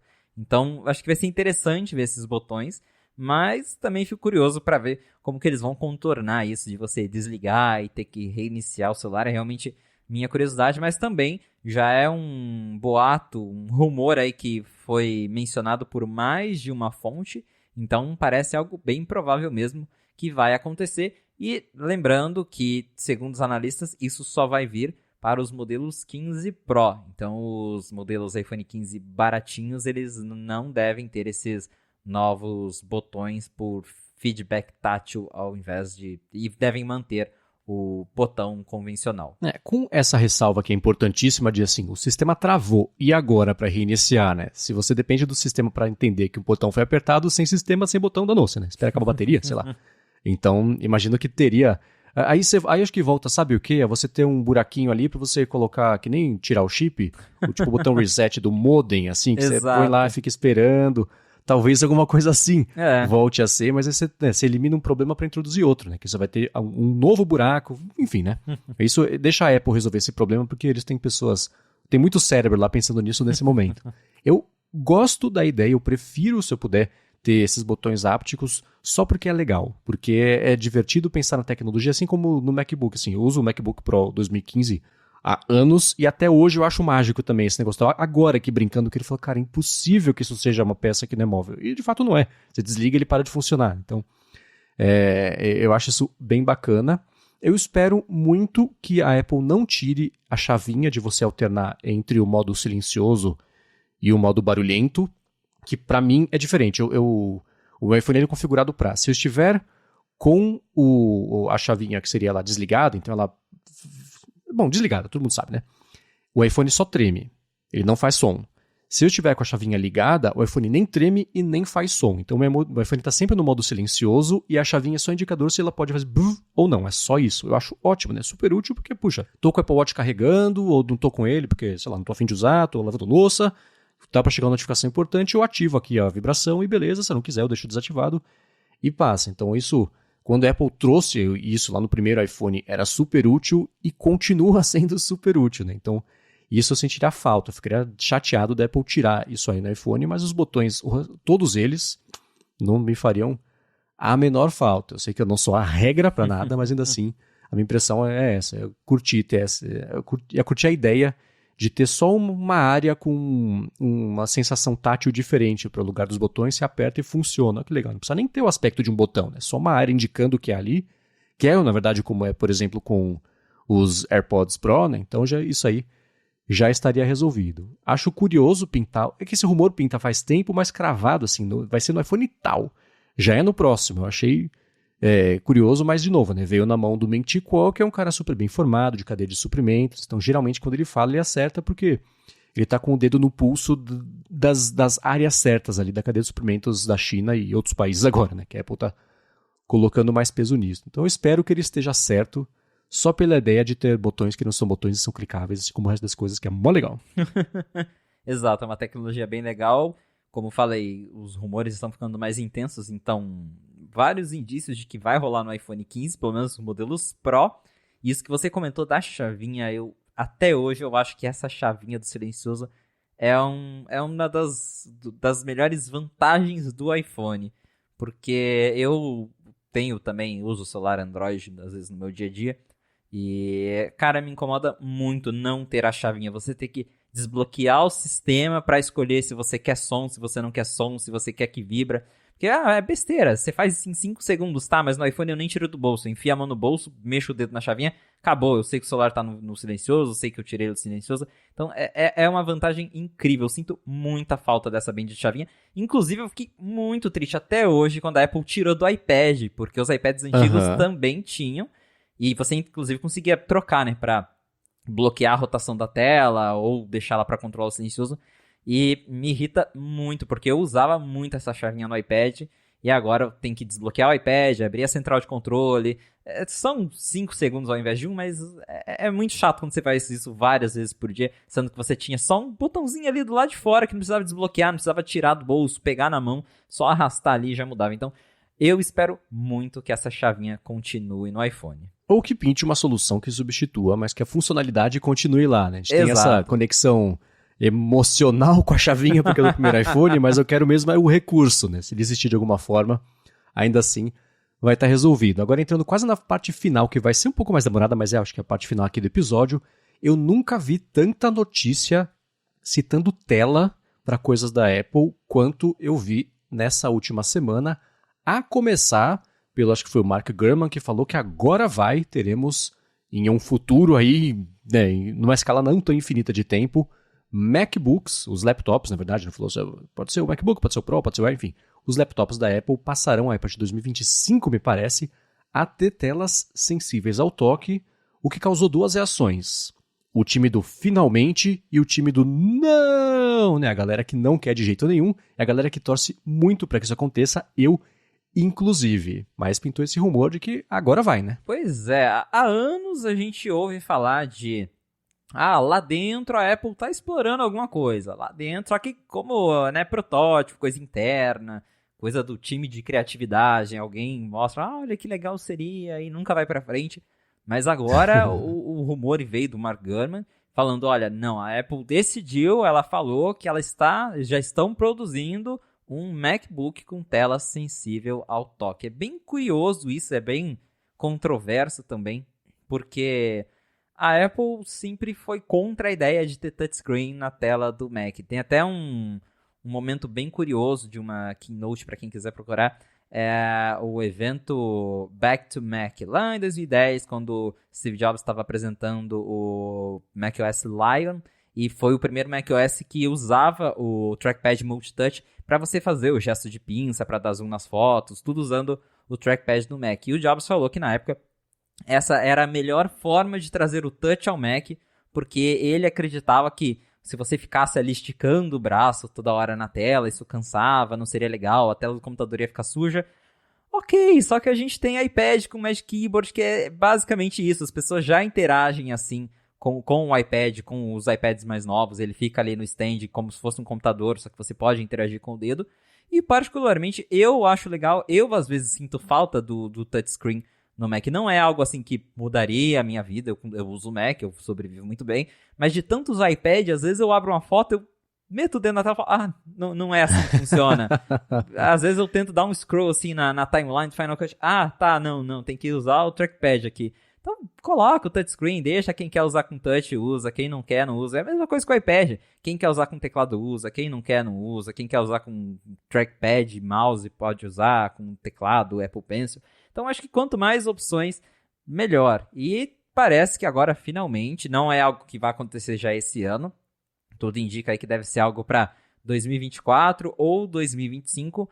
Mas parece que a Apple decidiu finalmente investir em um MacBook com touchscreen, e segundo aí o Mark Gurman, se isso der certo, se fizer sucesso, a Apple já tem planos de expandir essa tecnologia para outros Macs. Então eu mesmo comentei na i5 Mac que eu queria muito ver um iMac no estilo do Surface Studio, que é aquele computador grandão da Microsoft, que é tipo um iMac, só que você consegue deitar ele tem uma base que reclina, e aí você deita ele vira tipo um tablet gigante, tem suporte à caneta, então para ilustrador aquilo é muito legal. Então eu vejo sim um mercado bem, um potencial mercado bem grande até para o touchscreen no Mac, principalmente aí na área profissional, como eu falei, você pode usar ali para, às vezes, editar um vídeo, é mais prático scrollar o dedo direto na timeline do que você ficar movendo o mouse. Eu mesmo não gosto de editar vídeo com o mouse, eu prefiro usar o trackpad por causa dos gestos. E então vai ser bem curioso isso, mas de novo, é controverso, né, ver tudo que a Apple pregou contra a ideia de não vamos colocar touch no Mac. O Mac é uma coisa, iPad é outra. O iPad a gente já viu que tá virando um Mac, apesar de ainda rodar o iPadOS, a Apple tá tentando transformar o iPad em um computador, e agora parece que vai ser a vez do Mac chegar mais perto do iPad e quem sabe no futuro isso tudo vai virar uma coisa só, né? Eu gosto da ideia de um Mac sensível ao toque, especialmente como você falou, um concorrente direto aí do Surface Studio, que eu acho um dos produtos mais bacanas que a Microsoft já lançou, especialmente nos últimos anos aí. E para quem tem a curiosidade, a Microsoft não tem loja aqui no Brasil, né, então é difícil a gente ter a oportunidade de mexer no Surface Studio, mas para quem mora em São Paulo e tem como ir ao Shopping Morumbi, tem esqueci o nome da loja, uma loja famosa, tipo uma concorrente da C&A, que fica no subsolo, onde costumava ser a FINAC. Tem uma loja lá e parte da estrutura da loja, de ver catálogo e tudo mais, são os Surface Studios. Então dá para entrar lá e mexer nele, nada a ver com a loja, mas você vai lá e mexe para quem quer matar essa curiosidade. Fica essa dica. Eu acho muito bacana o Surface Studio. Gostaria sim de ter um Mac sensível ao toque. Entendo a insegurança de quem não quer, porque não é assim. Não é que nem, sei lá, o iPad, que se você quiser usar com teclado você usa, se você não quiser, não usa. Eu imagino que um Mac sensível ao toque significa que o sistema vai ter que ter ajustes para que ele possa ser utilizável de um jeito mais fácil ao toque. Né? Ele é feito para o mouse, que é uma coisa pequenininha. Os nossos dedos gordos de salsicha ocupam... você tem menos precisão do que a ponta do mouse. Então, imagina, sei lá, você clica clica com o mouse mesmo, no menu da Apple, ali no Mac, você tem as opções, são em itens recentes, por exemplo. Uma lista que tem, sei lá, 5, 6 pixels de altura cada um dos itens. Né? Então, mexer nisso com o dedo é um pesadelo. Então, eu imagino que o macOS teria que seguir, na verdade, que ele já começou a fazer ajustes para ficar com áreas de toque, de áreas alvo, né? Os target zones lá, maiores e tudo mais. Então, acho que vai continuar nesse caminho. Por outro lado, eu vejo, por exemplo, né, a Larissa, minha namorada, ela usa o meu iPad Pro que estava encostado aqui no dia a dia, sei lá, quando ela ia estar plantão, levava plantão para ver Netflix, coisa de dia a dia assim. E ela tem um laptop da HP que é sensível ao toque. Ela nunca usou ele no modo sensível ao toque, né? Você tá usando lá, você consegue, bota o dedo, scrolla, não faz, não é natural, não é uma coisa que a gente tenha por hábito fazer, porque o computador, laptop é laptop, tablet é tablet. Né? Então, mesmo que você tenha o tablet com teclado, que é o caso aqui do iPad Pro, a hora que vai mexer no laptop, troca o cérebro ali, a gente sempre mexe, tende a mexer ali com o mouse. Então, mesmo tendo essa opção, existe sim, né, quem comprar e não quiser usar, é só não usar. Mas tem esse porém, de que pode ser que o sistema mude aos poucos para dar esse suporte maior e ficar mais confortável de usar sem errar tanto quando quiser tocar ali exatamente num item de uma lista. E não é, para tocar na lista então você usa o teclado. Não, provavelmente esses Macs vão ter o design deles adaptado para você poder usar eles no modo aberto, fechado. Você abre ele inteiro assim até as costas encostarem de novo na tela, você usar ele como se fosse um tablet. Pode ser que isso aconteça, pode ser que não. Suponho que isso vai acontecer, né? Mas tem, claro, a galera que pega lá, o Steve Jobs falou em 2000 e não sei quanto, que usaram a tela sensível ao toque, era um pesadelo ergonômico. Sim, mas também falou que ninguém ia querer ver vídeo no iPod, 6 meses depois lançou o iPod Video. Não tome como regra o que ele falou, especialmente porque o mercado muda, as circunstâncias mudam. E né, tem que lembrar, a Apple fez comercial se vangloriando do fato do iPhone ser pequeno versus os telefones grandes da concorrência, né, o comercial do dedão, o dedão vai daqui a aqui, a tela vai daqui a aqui, coincidência? Não sei. 6 meses depois lançaram, um ano depois, sei lá, lançaram o iPhone. Então, as coisas mudam, as necessidades do mercado mudam, o jeito que a gente interage, a gente espera que as coisas interajam com a gente mudam. Então, eu acho que era inevitável que os Macs se tornassem compatíveis com o toque da pata em algum momento. Isso deve acontecer, parece, em 2025 e ainda em caráter semi-experimental, né? Porque, como o próprio Felipe falou, se isso pegar, se der certo aí, a Apple pode ser que expanda para o resto da linha. Então, Riachuelo é o nome da loja que eu queria lembrar, que eu ia falar lá atrás. Na Riachuelo do Shopping Morumbi você consegue testar o Surface Studio se você procurar. Mas voltando. Então, acho que Isso é um começo, um teste, para mim é bem-vindo. Eu gostaria de ter um Mac sensível ao toque, mesmo que eu não usasse toda hora, nas poucas vezes por dia ou por semana que eu quisesse usar, tendo essa opção, olha que bacana, tirei proveito dela. Então vejo com bons olhos e fico empolgado por essa possibilidade aí para 2025, que pelo andar da carruagem de verdade quer dizer 27, 28, né? Porque prazos e Apple não têm andado bem ou no afirmativo em frases ultimamente, né? Exato. Então, a gente tá falando 2025, mas pode ser que demore ainda mais. Só que esse rumor, realmente, ele dá bastante força à ideia de que a Apple, de fato, decidiu que ela quer lançar um Mac Touchscreen. Não é mais algo tão experimental assim, no sentido de uma brincadeira, que algum engenheiro tá lá vendo se vai ser legal. Parece que realmente eles decidiram levar isso para frente para testar a reação do mercado. E acho que isso de você gostar, de interagir ou não com a tela sensível ao toque num computador, num laptop, por exemplo, também é muito de geração. A gente que cresceu usando o computador com teclado e mouse, acho que é mais natural a gente continuar usando, ou esquecer que, de repente, o computador que tenha suporte, ele tem esse recurso e tudo mais, porque a gente cresceu assim. Só que pensa no tanto de gente que nasceu depois do iPhone, que nasceu com a tela sensível ao toque, que nasceu usando iPhone, iPad. Se você der um laptop para uma criança de hoje, eu tenho certeza que em algum momento ela vai tentar tocar na tela, vai tentar arrastar, porque é isso, a nova geração ela cresceu com o touchscreen. E se a Apple quiser continuar atingindo essa geração, essa nova geração de consumidores que está vindo aí para os próximos anos, uma hora ela vai ter que se render a esse recurso, porque se você fizer uma pesquisa, vai em uma loja de departamento qualquer no setor de computador, quase todos os laptops hoje, até os mais baratinhos, eles têm suporte a touchscreen. É uma coisa que quase todos têm. Usa, não usa. Mas tem, tá lá. Se quiser usar, a grande parte dos laptops hoje já tem e nenhum MacBook tem. Eu sou do time que gosta dos trackpads do MacBook, acho bacana, mas também quero ver sim o MacBook com touchscreen. Talvez não seja algo que eu use, mas é algo que eu vejo um potencial bem grande aí, que dá para abrir muitas coisas. E claro, tem isso que o Marcos disse de precisar otimizar a interface do macOS para suportar o touch. Eu não vejo nesse momento a Apple, apesar de trazer o touch para o Mac, unificando Mac e iPad. Embora eu acho que isso possa acontecer daqui muitos anos, não é algo que eu vejo que vai acontecer agora. Eu acho que Mac ainda vai continuar sendo Mac, talvez com essa ideia de você consegue até dobrar para só focar ali no touch, mas não vai ser uma coisa, por exemplo, que você tira o teclado, igual o Magic Keyboard que você pode tirar, e aí, de repente, seu Mac abre o iPad OS, você bota no teclado, ele muda para o Mac OS. Acho que a Apple vai continuar tentando vender uma coisa, outra coisa, até porque isso já é a estratégia da Apple para conseguir te vender os dois produtos. Ela poderia muito bem colocar o macOS no iPad. O macOS tem o mesmo chip do Mac. Se ela quiser, ela consegue colocar o macOS dentro do iPad. Ela não coloca por quê? Porque ela quer que você compre o iPad para usar para X e quer que você compre o Mac para usar para Y, para você gastar 2 vezes mais dinheiro. E tem funcionado. Eu tenho os dois. Eu tenho Mac e tenho iPad.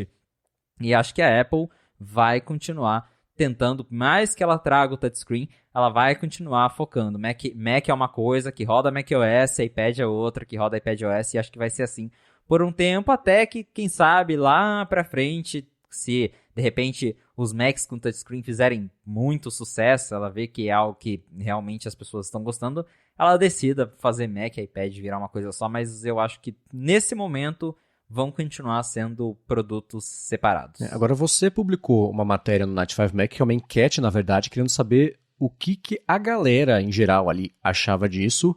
Eu dei o meu voto, né? Uma das opções era, você gostaria de ter o Mac Touchscreen? Sim, se fosse um laptop Mac. Foi esse o que eu escolhi.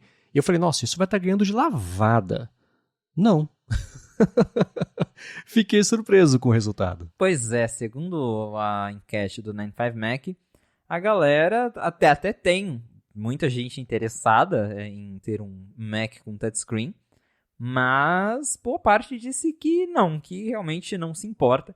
E acho que volta no que eu falei de ser algo muito geracional. A nossa geração, ela tá ali numa coisa que, se tiver, às vezes não vai usar ou indiferente, mas que numa próxima geração, acho que ter esse recurso vai ser muito mais importante para esses novos consumidores. E é interessante ver que entre quem escolheu que quer um Mac Touchscreen, as principais escolhas ficou bem dividido, na verdade, entre um híbrido, que seria a ideia, por exemplo, dos Surfaces da Microsoft, que você tem ali o tablet que você encaixa no teclado, se você tirar ele vira só um tablet, ou o laptop normal, que seria só um notebook mesmo, que você tem a tela touch, mas que você não consegue tirar ou talvez dobrar ele. Mas dá pra ver que o maior interesse é realmente em um tipo de laptop Mac que tenha o touchscreen. Já no desktop, que é algo que eu tenho curiosidade de ver, parece que não tem muita gente tão interessada assim, porque daí a gente acaba entrando num nicho. Como eu falei, existe já o Surface Studio, que eu acho um produto muito legal, mas que certamente é um nicho. Daí a gente tá falando já de mais profissionais mesmo, que vão desenhar, que querem a tela grande e tudo mais, mas é um produto mais nichado. Acho que um laptop touchscreen é realmente o que chamaria mais a atenção, e até por isso, supostamente, é o primeiro Mac, né, um MacBook que deve ganhar a tela com tela sensível ao toque aí, segundo essa notícia da Bloomberg, que mexeu com todo mundo, porque, como a gente falou, é um rumor já muito antigo, que a gente sempre ficava ouvindo, né? A Apple lá dentro tá testando, lá dentro tem protótipo e tal, mas agora parece que o negócio ficou mais sério. Vamos ver então se, por exemplo, nas próximas versões do macOS a gente já vai ver mais indícios de que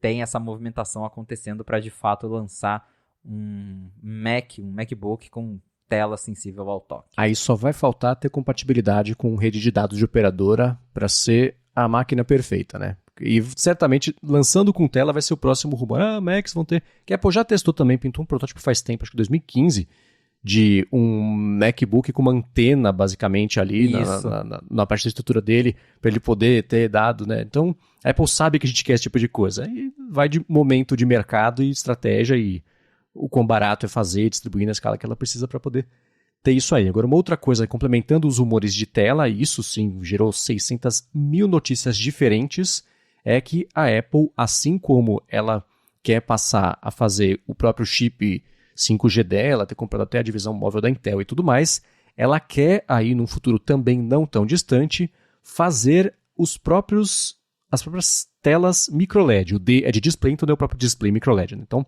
fazer os próprios microLEDs para colocar, parece que começando no Apple Watch e aí expandindo para o resto da linha, depois passando para iPhone, uma coisa assim, né? Exato. Então, a gente até comentou no último episódio da Fonte que tinha esse rumor que veio do analista Jeff Poole, que a Apple estava planejando usar o microLED no Apple Watch Ultra de 2024. Então, no Apple Watch do ano que vem, a Apple adotaria aí o microLED, que, para resumir, o microLED ele é uma alternativa ao OLED, só que sem os problemas de burn-in. Ele tem os pretos profundos, só que ele também tem o brilho mais intenso e as cores mais vivas das telas LED comuns, né, do painel LED. Então, o microLED é o melhor dos dois mundos. Só que por ser uma tecnologia nova e que também é mais cara, a Apple ela vai começar a testar ela no Apple Watch, que, enfim, é um produto menor, deve ser mais fácil de produzir a tela e tudo mais, de controlar ali possíveis problemas, para depois levar isso para outros aparelhos. Só que aí, como chegou aí agora essa reportagem também da Bloomberg, falando que sim, a Apple quer adotar o microLED, só que com um detalhe, que essa tela seria produzida pela Apple. Porque atualmente a Apple usa, no iPhone principalmente, ela usa telas da Samsung e em alguns aparelhos ela tem também telas da LG. E parece que a Apple agora quer fazer suas próprias telas, o que é bem chocante e ao mesmo tempo não surpreendente, considerando toda a movimentação que ela tem feito de produzir seus próprios modems 5G. Também surgiu aí um rumor bem recente de que a Apple também quer fazer os próprios chips Wi-Fi e Bluetooth para depender ainda menos de terceiros. E essa questão de fazer sua própria tela entra na mesma categoria, porque hoje a Apple depende muito da Samsung e da LG para as telas dos aparelhos. E se ela diminuir essa dependência, ela consegue controlar mais a parte tanto de fornecimento, de disponibilidade, como também de preços. Então é bem importante para a Apple ter mais controle sobre essa produção, e parece que eles vão de fato fazer esse teste com o microLED, que vai ser a primeira tela produzida pela Apple, vai ser esse painel microLED para o Apple Watch Ultra de 2024. E aí vale lembrar que o rumor faz bastante sentido se a gente voltar alguns anos. o Apple Watch, o primeiro Apple Watch, foi o primeiro aparelho da Apple a ter OLED.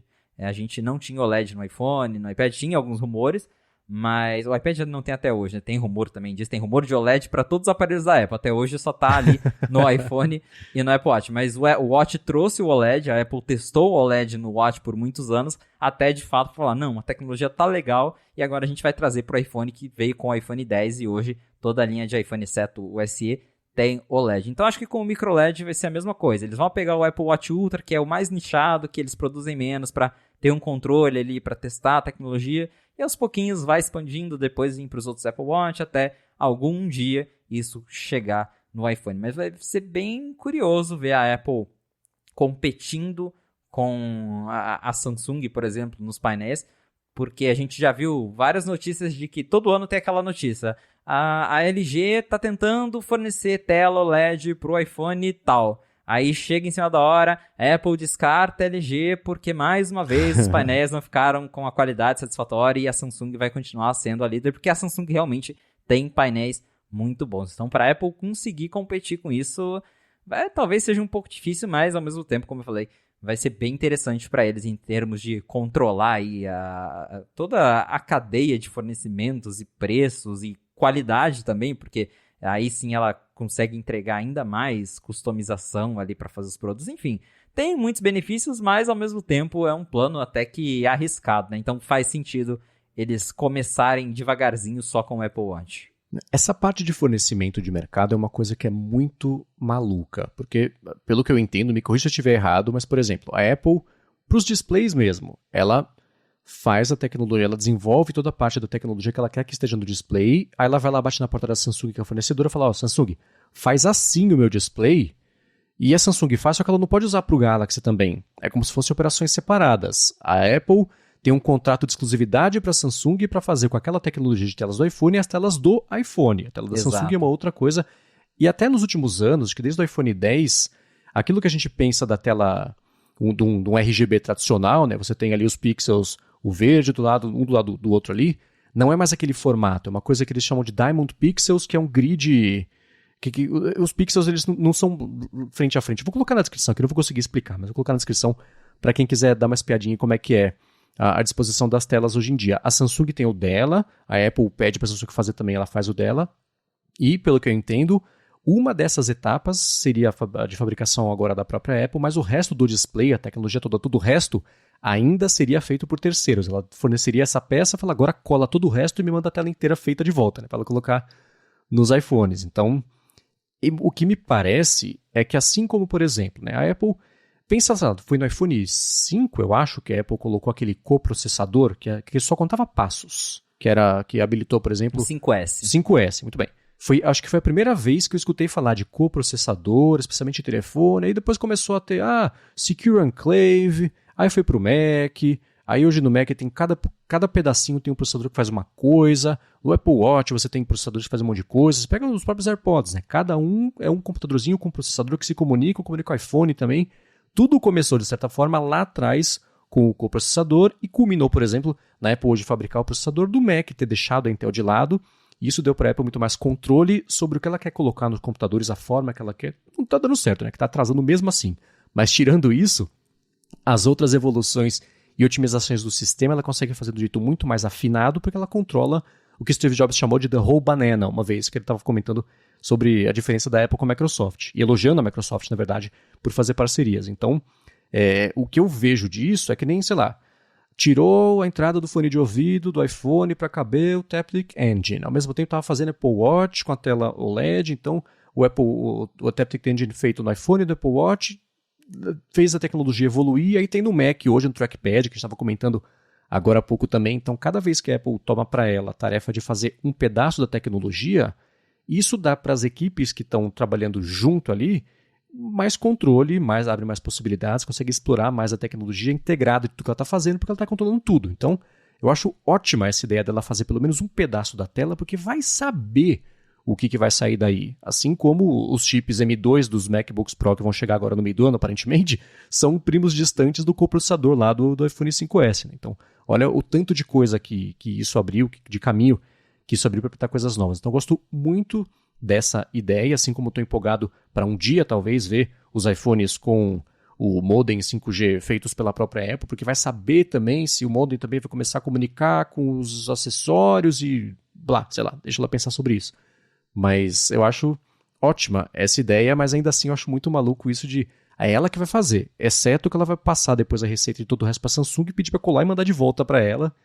Mas ela tendo mais controle sobre isso, vai saber se é isso que impede que a LG também faça, que outros fabricantes, outros fornecedores façam também. Então ela resolvendo um pedaço, fica mais fácil de terceirizar o resto e para ela, ótimo. Ela diversifica as fontes, né, os fornecedores, consegue fazer eles brigarem entre si para baratear o preço para ela própria. Para a gente não, né? A gente sabe que isso não vai acontecer.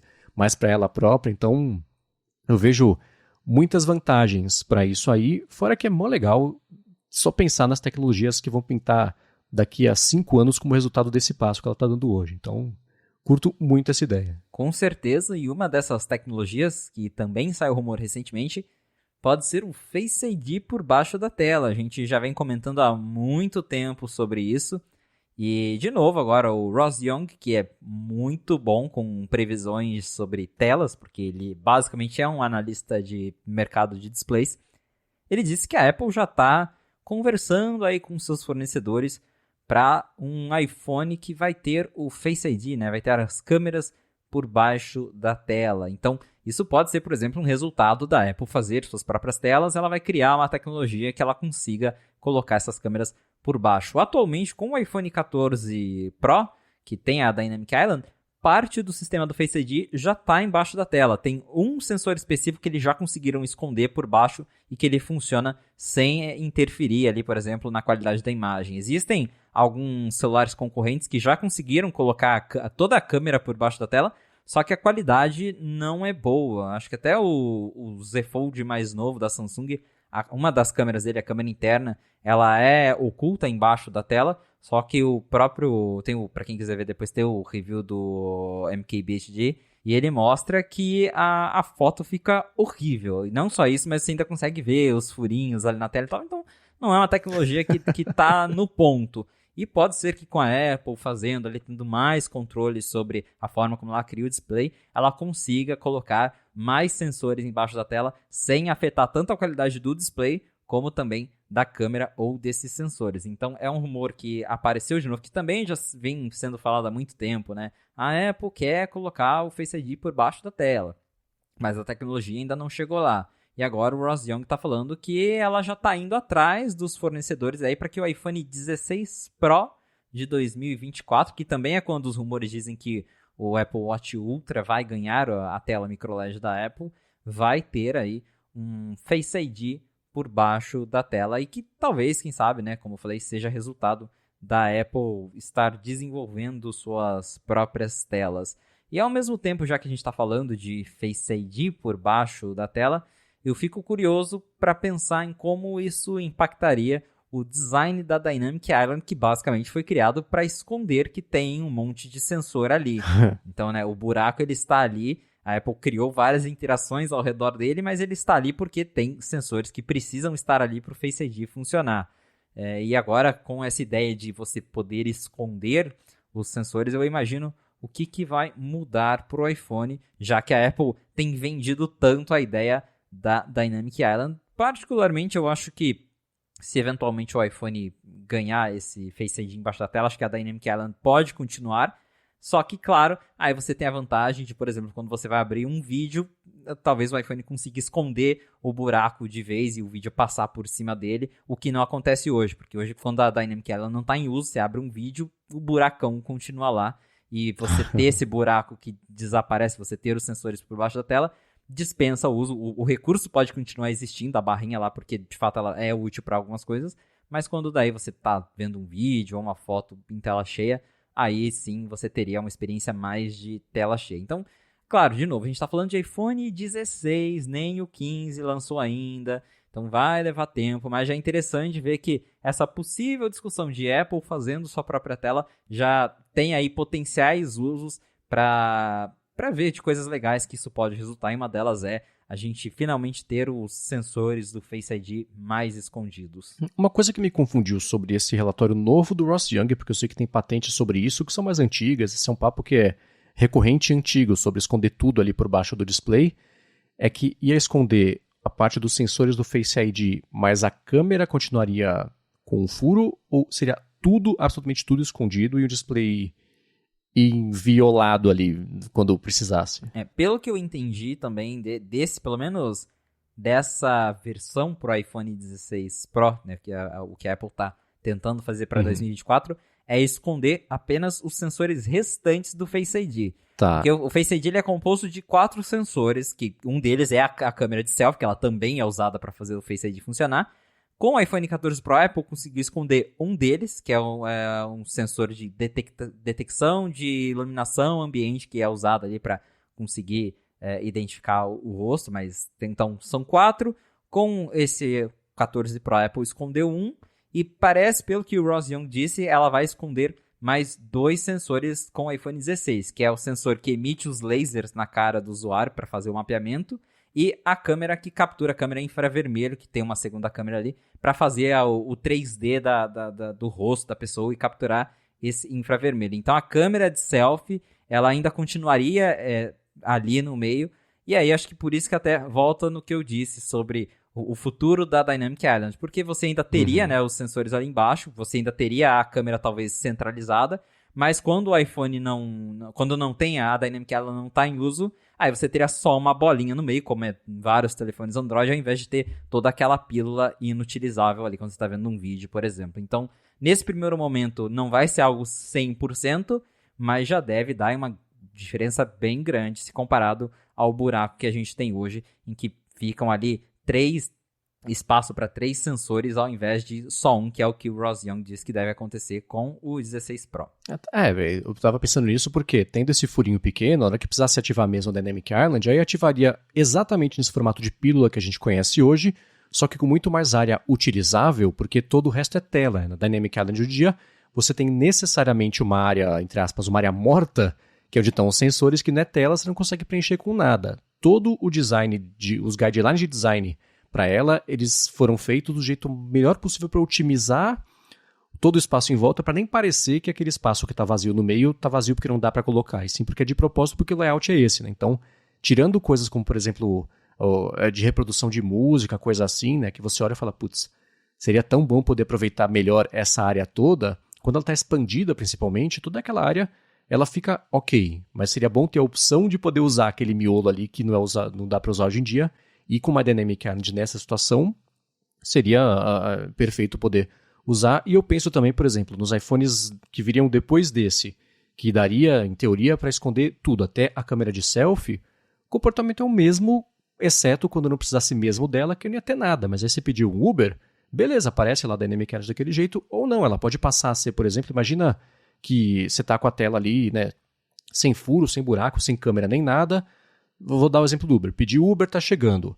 A parte de cima ali do iPhone, que seria na moldura onde é preto, ela poderia, o layout poderia cortar um pouquinho, vir um pouquinho para baixo, empurrar um pouquinho para baixo, achatar um pouco a tela, e aquela área preta seria onde aparecia lá a informação durante só o tempo que precisasse aparecer. Acabou, ela vai embora, e a tela volta a ser a tela inteira. Então tem jeitos de adaptar o conceito da Dynamic Island sem você ter que ter a âncora, basicamente, de hardware que prende ela ali, porque é um buraco, mas manter essa utilidade para os próximos. De qualquer forma, gosto muito também desse rumor, e você, perfeito, você amarrou isso com, por exemplo, a Apple fazer o próprio display, porque vai que é isso que está impedindo, né? Que é o principal empecilho, dependeria dela agora, por exemplo, ela resolver e falar para a Samsung, faz o resto, e beleza, faz o que inclui mini baixo, dane-se, eu estou fazendo a parte de cima aqui, que é a principal, que era o problema. Então, pode ser que seja uma coisa assim, espero que seja uma coisa assim, inclusive. Exato, então vamos aguardar, como eu falei, ainda é algo que está se discutindo lá pro iPhone 16, mas já é interessante ver que tem essa movimentação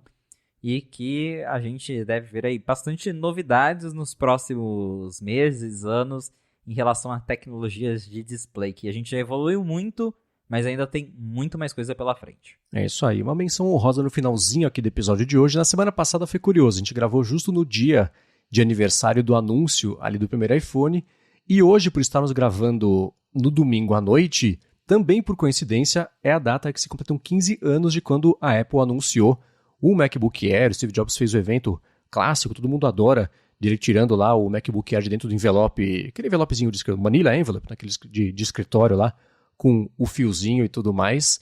Eu já confessei isso no ADT, vou confessar para você agora e para os nossos ouvintes também, que talvez não escutem o ADT. Nunca me emocionou quanto parece emocionar todo mundo esse malabarismo de tirar o computador ali do envelope, e o próprio MacBook Air como um produto, eu olho, sempre me chamou mais atenção ele ter uma moldura gigantesca do que a finura dele, que é claro, o propósito dele está tanto no nome quanto no resto de benefícios, né? Mas te marcou o MacBook Air ou não? Tem 2 anúncios da Apple que eu gosto bastante. Um deles é o do iPhone, que todo ano, em 9 de janeiro, eu tô lá assistindo a keynote do iPhone de novo. E esse do MacBook Air também é muito legal, né? Porque desde o anúncio do evento, né, que o slogan era There's Something in the Air. Esse evento ele é sensacional para quem nunca viu, vale a pena ver essa keynote. E o MacBook Air marcou muito, porque eu acho que realmente ali a Apple costuma muito brincar, né? Usar marketing, que eles falam, agora a gente está fazendo o futuro do smartphone. Todo ano é futuro do smartphone, futuro de não sei o quê. Mas o MacBook Air acho que realmente foi o futuro dos laptops. Porque se a gente voltar naquela época, ou você tinha os notebooks grandões, parrudões, inclusive o MacBook Pro da época, que era mais bonito, mas era um trambolhão. E os laptops portáteis, eles eram muito ruins, porque eles não eram finos, eles eram versões enxutas, com tela ruim. Tinha aqueles mini laptops, que era um negócio horrendo. Eu cheguei a mexer com desses, a tela não cabia nenhuma janela direito, o teclado todo espremido, e era uma bateria que durava 3 horas. E a Apple foi lá e com o MacBook Air falou, não, o futuro do computador é esse. Uma máquina fina, uma máquina silenciosa, que tem um teclado de verdade, que tem uma tela de verdade, né? Tem o trackpad de verdade, só que ele é super compacto. E mudou a indústria, né? O MacBook Air tá aí até hoje, e acho que o MacBook Air foi o que motivou a Apple a fazer computadores mais finos, a desenvolver seus próprios processadores, porque o MacBook Air ele sempre sofreu com os processadores da Intel, não é dos anos recentes, porque você tinha esse laptop mais fino, não tinha como colocar um processador bom de verdade dentro dele. O Air ele sempre usou aquelas variações mais de entrada da Intel, porque elas consomem menos energia, só que, claro, elas eram bem menos poderosas, então o MacBook Air sempre foi uma versão que teve problema de desempenho e tudo mais, que esquentava muito por ser mais fininho. Então, acho que o Air ele motivou a Apple a fazer o Apple Silicon, a ir atrás de fazer seu próprio hardware, porque era um desejo deles, de ter uma máquina fina, compacta, mas num tamanho de verdade, que tivesse potência suficiente. E acho que hoje o MacBook Air ele tá em seu melhor estado, porque eu mesmo com o meu Air M1, eu substituí meu MacBook Pro por ele. É uma máquina que eu gosto muito, que tem um tamanho legal, que é incrivelmente compacta, que não dá para acreditar que ele tem o poder que tem. E pensar em como tudo isso começou a se concretizar lá 15 anos atrás é muito legal. O MacBook Air ele realmente é uma máquina que ditou tendências, que mudou toda a história ali dos computadores, que depois outras marcas começaram a investir no que ele chamava de Ultrabooks, que basicamente foram as respostas ao MacBook Air. Então o mercado reagiu, o mercado foi atrás e, como eu falei, mudou a própria Apple, que também o próprio Jobs disse depois que o MacBook Air incentivou, de certa forma, a Apple a fazer o iPad, que também, né, era um dispositivo todo fino, mais compacto, todo baseado em SSD, porque o Air ele foi o primeiro computador da Apple baseado em SSD, que hoje, né, todos os Macs, não só Macs, mas todo computador hoje em dia tem um SSD, mas começou ali com o MacBook Air. A ideia de você reduzir um pouco as portas, né, comparado ao MacBook Pro, o primeiro Air, ele já tinha menos portas, então é um conceito que realmente acho que dá para falar que mudou, mexeu com todo o mercado de computadores. Essa parte do impacto dele é inegável mesmo. E você falou sobre o evento. É curioso ver como tanto o evento do anúncio do iPhone quanto do MacBook Air tem estruturas muito semelhantes, que era bem como o Jobs, na verdade, gostava de estruturar todos os eventos que ele fazia de coisas importantes, que era assim, eu vou falar, claro que da forma... né, eu vou fingir que estou falando de uma forma justa sobre a concorrência, vou enumerar os problemas e apresentar a minha solução que ataca cada um desses problemas, que eu resolvi escolher só esses porque eu resolvo esses problemas. Então, é uma estrutura que é muito convincente, né? Então, isso é muito bacana mesmo.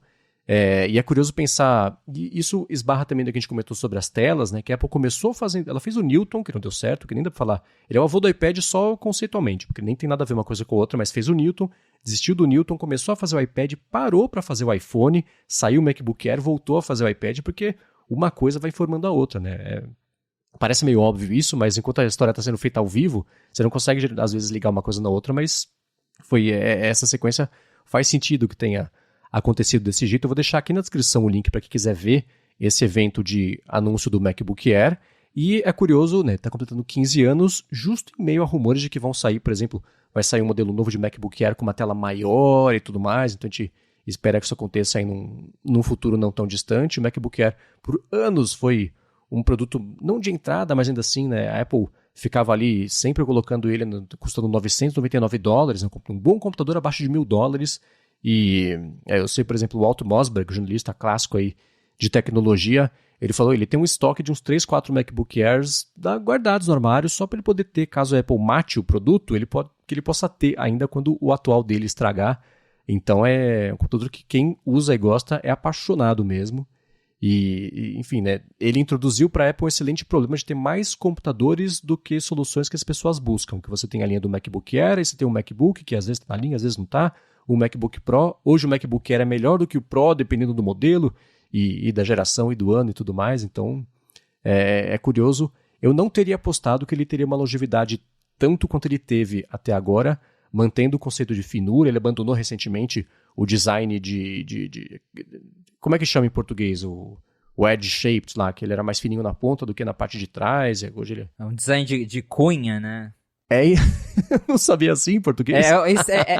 É esquisito, mas eu já precisei pesquisar e eu acho que é formato de cunha mesmo.